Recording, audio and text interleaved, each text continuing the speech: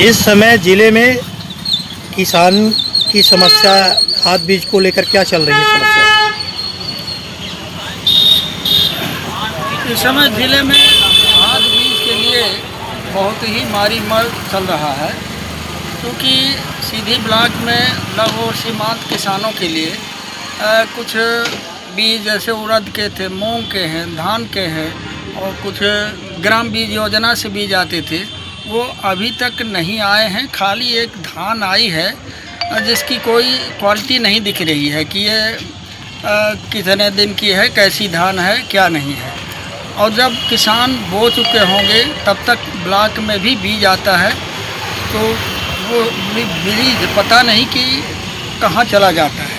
किसानों के लिए खाद बीज की बड़ी समस्या है।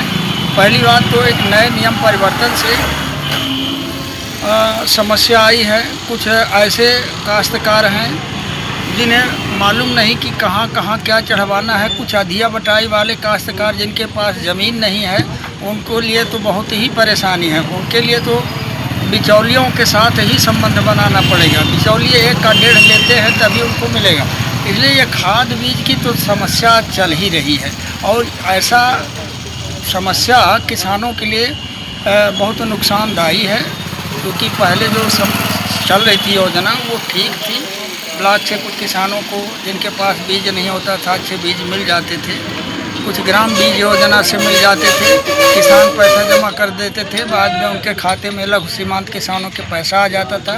वो सब स्कीमें ख़त्म हो गई हैं। पता नहीं क्या कैसे इस डिजिटल इंडिया में डिजिटल काम कर रहे हैं, जो कि किसानों के समझ से परे है। तो आप क्या शुभ नाम क्या है? और मेरा नाम रमेश कुमार द्विवेदी है।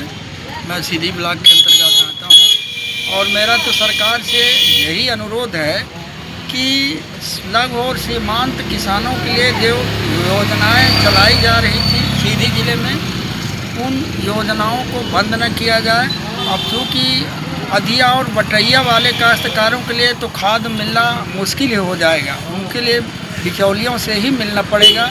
1 का 2 ले करके उन्हें खाद प्राप्त होगी।